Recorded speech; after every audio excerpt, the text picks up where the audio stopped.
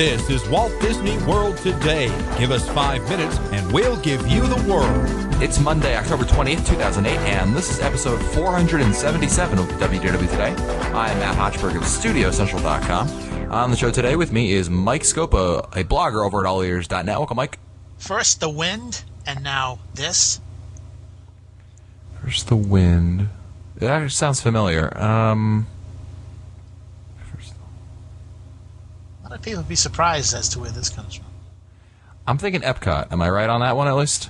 No. No, then I have no idea. It's actually from The Many Adventures of Winnie the Pooh. Oh. Okay, I don't feel so bad for not knowing that one. I won't tell you where. I want everybody to, next time you're there, listen for that phrase and you'll know where it happens.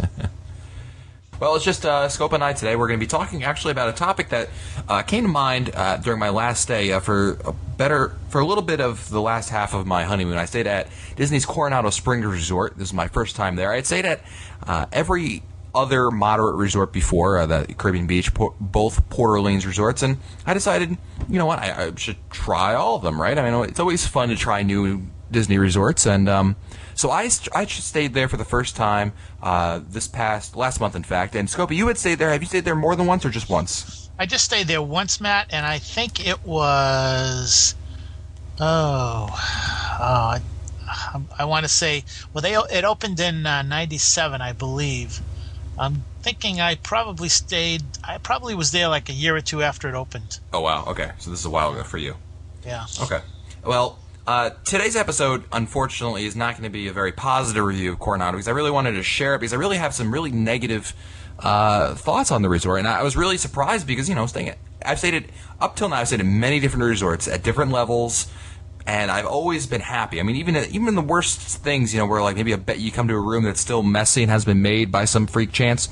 At least, the rest of the resort was fine and everything. That was really, isolated issues. Here, I just saw some really big faults with the resort in general. But I want to actually start out with the strengths, Mike. There are some, and I have to be fair about this because not everything is terrible about the resort. First of all, I think it is beautifully decorated in terms of what they did with the different, both the decor. Obviously, for those who don't know, Coronado Springs goes for like kind of a southwestern feel to it, kind of like think colonial Spanish, that kind of a theme to it. And they have these beautiful fountains all along the resort. I mean, Disney must have gotten a deal on like buy one fountain get 8 free or something because they have so many of them and they're very, very, very nice, beautiful. The grounds are beautiful. The pool is also very cool. I want to say it's the biggest pool at the resorts in terms of just size. They have a very cool water slide.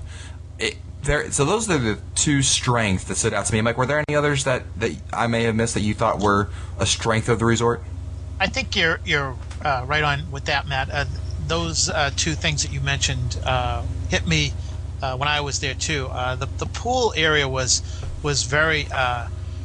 I had never seen anything like that at a Disney resort. I believe it had some kind of a Mayan theme or Mayan temple theme. Right. It was very, very well done, and I believe they also have a dig site over there. So besides the pool area has an area where the kids can play. So it was designed very well for the whole family in mind, and it's a very huge pool area. I think that is what you would say is a strength. I also I think that it's a very secure resort. Not that the others aren't, but it seems to be very secure. It's very you feel real safe when you're in that resort because unlike the other ones, the other moderates, this resort was built after the security measures were put in. So this resort was designed with security in mind. It was not an afterthought like the Caribbean and Port Orleans. Gotcha.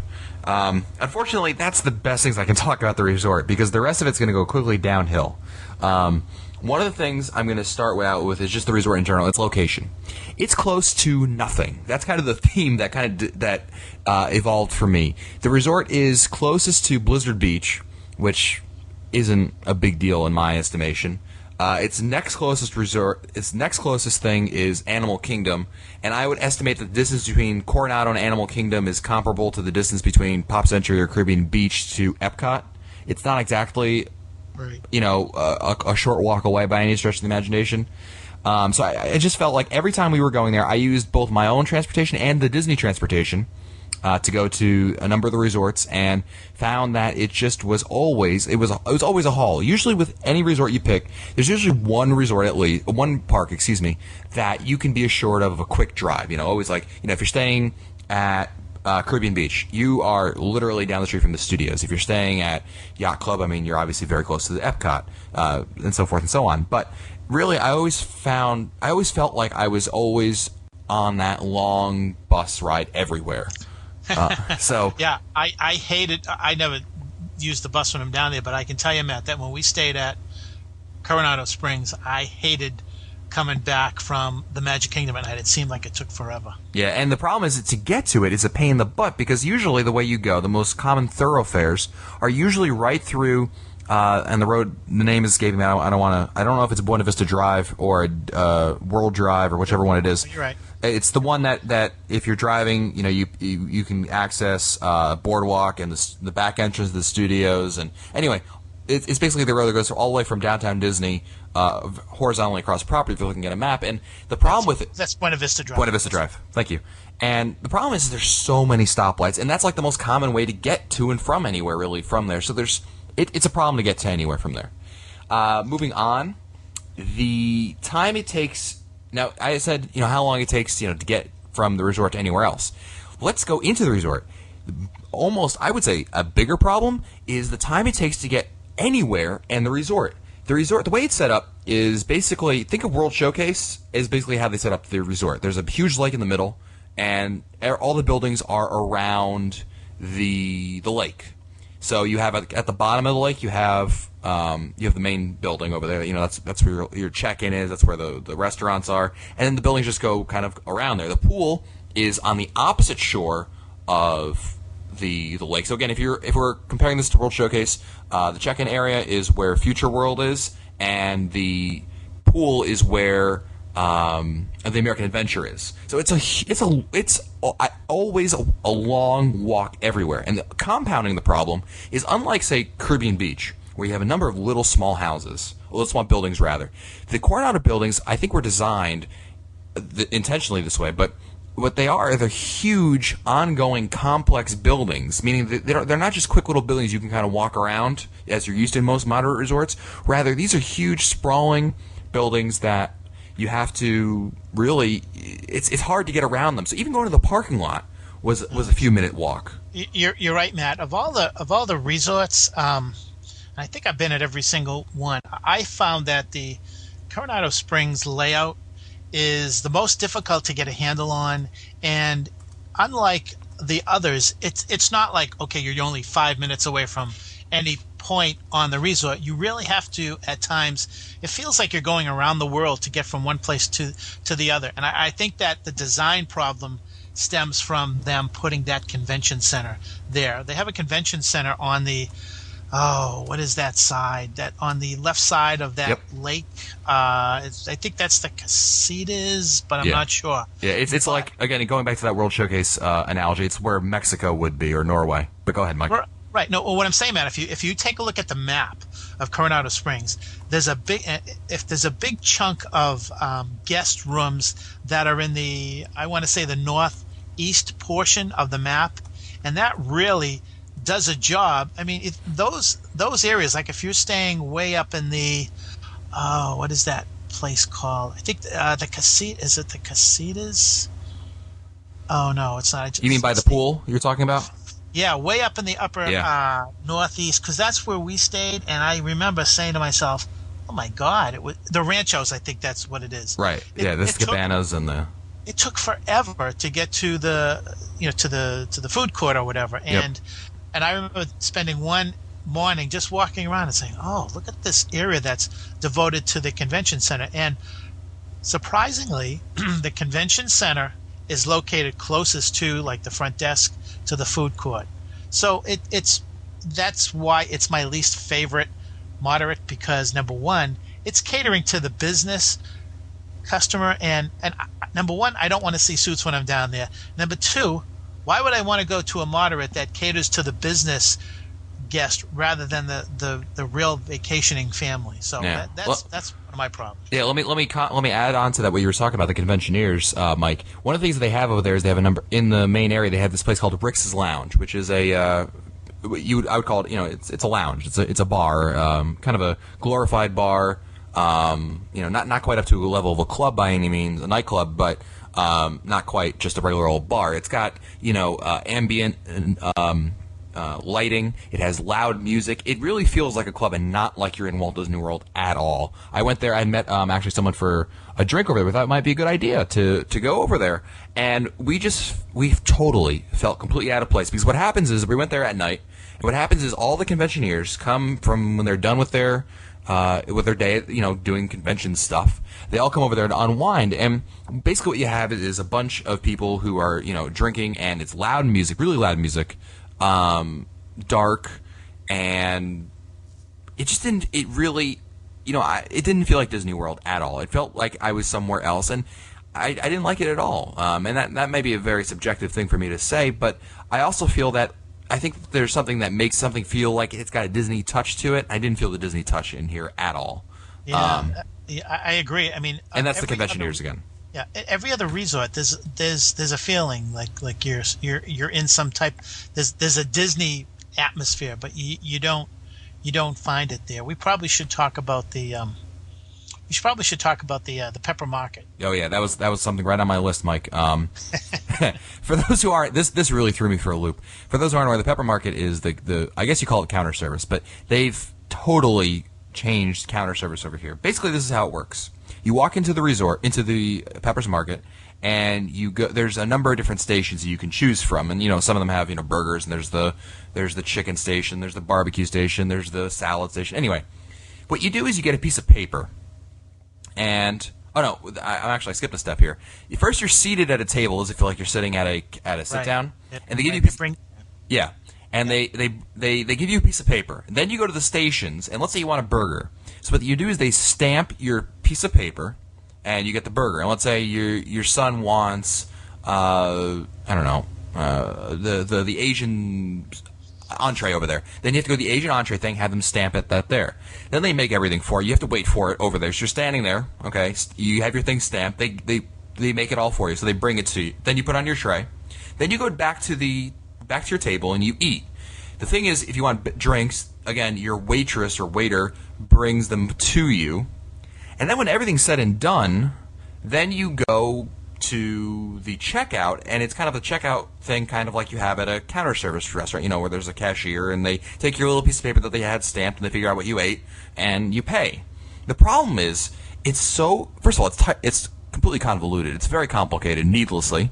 And second of all, I think the other problem is that for many of, especially for our listeners, we're all kind of seasoned, and we're conditioned to a certain type of environment, whether it be a sit down or counter service, and this is just totally out of left field. Like somebody just threw out the operations manual for Disney dining, and I didn't like it at all. What did you think about it, Mike? Well, the first time we ate there, I got sick. Okay. And I'm trying. I think it had something to do with some kind of a cream that I had on one of my entrees or my salad or whatever. But it was very hard to get my hands around what we actually had to do. I've eaten there about three or four times. I have gone back there just to give them a second chance, just to make sure I understand what's going on there. But it was very very confusing, especially, Matt, like you said, if you're there with your family and you have several children, and this one wants a sandwich, and this one wants pasta, and this one wants a salad, and this one wants some kind of a fish entree or whatever, you have to go all around. You go up to the area, like there are like different pods or different areas that you go up to. Say, okay, I'd like the chicken parmesan, blah blah. Okay, they stamp your ticket or whatever, and then they'll either make it there or they'll say come back in 5 minutes or whatever. And then you go up and you bring your plate. This is another thing. You go up, you bring your plate, to your table or whatever. So I'm thinking at the end of the meal, so how can I tip anybody, because they're not really bringing me my meal. Yep. They bring you your drink, so that's another issue I had. So, I mean, like, it's almost like a buffet, except in a buffet, they do take your plates and everything. So it just was very, very hard to get a handle on. Yeah, and I just don't understand it, because I mean, the food itself was okay. I didn't have really any problem with that. I mean, but the fact that they have the waiter or waitress service for your drinks makes no sense, because that's the thing you don't need the most of. Think about it. I mean, the drinks, it's like, I don't care. I can get my own drinks. If I'm getting my own food, I think I can stop at the beverage station, because I'm doing that at every other counter service place out there, and get my own drink. So I just didn't like it at all. I thought it was very weird. It took me about 2 trips before I kind of figured it all out, and because oftentimes I would always be like, okay, the waitress is going to come. No, Matt, it's not that case. It's, you have to go get it yourself. Oh, okay. I don't know. It was very needlessly complicated. So again, problem with that. I don't know. Have you ever eaten at the Maya Grill, Mike? No, I haven't. Okay. Here's the problem with the Maya Grill. I'm not going to talk about the food, because food was fine. I didn't have any problem with that. The problem with it, it's themed like a Mayan temple. So if you remember the pool area, same kind of idea. The problem with it is that it felt like they built half of it up, like they were halfway done with it, and someone goes, "Oh, guys, we're out of money on the budget. That's it. Stop it right there." And so it's like it has, like, half of it is really cool, and the other half just looks so drab and makes it look like one of those cheapo restaurants that they have on 192 in Kissimmee, kind of like trying to get the tourists to go over there. I mean, the thing that I've heard is that it's trying to be like it. Again, this is going to the conventioneers, that they want to create kind of like, not to overwhelm the conventioneers with Disney theme. You know what I mean? And to that I say, well, you're at Walt Disney World, and I don't understand it. If you don't want to have the overwhelming Disney theme, if you don't want to have the kids there, then go have your convention somewhere else. I mean, are they delusional that where they're having their convention at? It just bothered me, because when I go to Disney dining, especially sit-down dining, I expect a rich, engaging experience that's more than just the food I'm getting, but rather visually stimulating, orally stimulating. I mean, the whole thing should be an experience. And here, I really felt like I was at, Ponderosa with a better theme. You know what I mean? I agree. I agree. I mean, there are so many things to this resort that, I mean, if the only way I think I would ever book a room for this particular moderate resort would be if it's the last room on the property. I think I might even go for a deluxe before I would go for this, just because there are so many aspects of the resort that just doesn't appeal to me. And one of the things I wanted to mention, Matt, I forgot to mention, we were talking about how big it was and how it's laid out and how it takes forever to get from one point to the other point. Yep. They recently, I don't know how recently this was brought into the resort, but they now offer an internal shuttle system for the resort. That gives you an idea how big it is. That they have these golf carts that they have certain markings on, like this one goes from here to there, yep. And it will take a guest from a certain point to the resort to another point in the resort. And I'm guessing that this is a result of surveys that they have conducted with guests who have said, "Gee, I like the resort because of the decorations and everything, but it takes forever to get from one place to the other, and I just don't want to spend the time or the effort to do that." So they now have an internal shuttle system. That's the only, other than, and I think that's, I was going to say other than Fort Wilderness, but I don't know if Fort Wilderness has that. I mean, you get your own golf cart there. So it's kind of unusual that you've got a moderate that's got an internal shuttle system. Yeah, I mean, Caribbean Beach has an internal bus system to it also. But, I mean, it's just, everything is just so, I'm going to echo your statements, Mike, and just say that I never say I will never stay here, because I'm sure in a few years I'll forget how bad this is, and I'll be like, oh, maybe it's not so bad anymore. And I'll try it again. Maybe Len will be paying for it or something, and I'll try it. But, I mean, really, I will not be staying here anytime soon again, because I really did not like the experience at all. This isn't one of these things where you'd say, well, if you're staying close to the main building, even if you're staying close to the main building, you are a hike and a half away from the pool. The bus system stinks. You're close to no resorts. I don't like it at all. And I hope that if you're considering Coronado Springs, you'll reconsider somewhere else, because I really didn't enjoy it. And perhaps you also might consider changing your plans. But, again, just my opinion over here, so... Well, that's it for us today. If you want to find our older episodes, read our show notes, or send us your comments, visit the WDW Today website at www.wdwtoday.com. For Len Testa, Mike Scopa, and Mike Newell, I'm Matt Hochberg. We'll see you on the next show. This has been a production of Mouse World Radio.